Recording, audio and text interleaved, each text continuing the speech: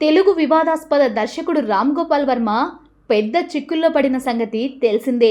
AP CM Chandrababu, Pawan కళ్యాణ్లతో పాటు వారి కుటుంబ సభ్యుల ఫోటోలను మార్ఫింగ్ చేసి సోషల్ మీడియాలో అసభ్యకరంగా పోస్టు చేశారనే ఆరోపణలపై ఈయన మీద ఒక పోలీస్ కేసు నమోదైన విషయం తెలిసిందే. ప్రకాశం జిల్లా మద్దిపాడు పోలీస్ స్టేషన్లో ఈ దర్శకుడిపై నవంబర్ 11న కేసు ఫైల్ అయింది.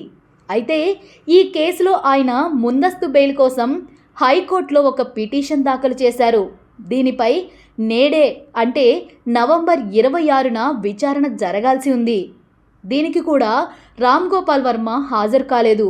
వాస్తవానికి నవంబర్ 24వ తేదీ వరకు గడువు ఇస్తూ డైరెక్టర్కు 2 సార్లు నోటీసులు జారీ చేసిన పోలీసులు ఈరోజు విచారణకు పిలిపించినా హాజరు కాలేదు. అలానే పోలీసులు విచారణకి రావాలని ఎంత కోరుతున్నా సరే అతను మాత్రం ప్రతిసారి డుమ్మా కొడుతున్నాడు. ఇప్పుడు ఏకంగా అతను కనిపించకుండా పోయాడు. ఈరోజు హాజరు కావాల్సిన విచారణకు రాకపోవడంతో రామ్ గోపాల్ వర్మ కోసం ఏపీ పోలీసులు వెతకడం ప్రారంభించారు.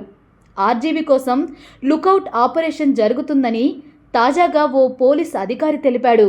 ఆంధ్రప్రదేశ్ పోలీసులు 3 బృందాలుగా ఏర్పడి ఈ దర్శకుడి కోసం సెర్చ్ చేస్తున్నారు. హైదరాబాద్లో 2 బృందాలు, తమిళనాడులో 1 బృందం ఈ పనిలో నిమగ్నమయ్యారు. ఒక పోలీస్ అధికారి మాట్లాడుతూ, ఒక బృందం చెన్నైలో ఉంది, మరొక బృందం హైదరాబాద్లోని అతని ఇంటిలో ఉంది, మూడవది హైదరాబాద్లోని ఫిలిం నగర్లో వెతుకుతుంది. అతని ఫోన్ స్విచ్ ఆఫ్ అయింది. తాను కోయంబత్తూరులో ఉన్నానని స్వయంగా ట్విట్టర్లో పోస్ట్ చేశాడు. దీని ఆధారంగా ఇప్పటికే ఒక బృందం చెన్నై దాటిపోయిందని అధికారి తెలిపారు. దర్శకుడిని కనిపెట్టి అరెస్ట్ చేసేందుకు ఆంధ్రప్రదేశ్ పోలీసులు తమిళనాడు పోలీసులతో కలిసి పనిచేస్తున్నారు.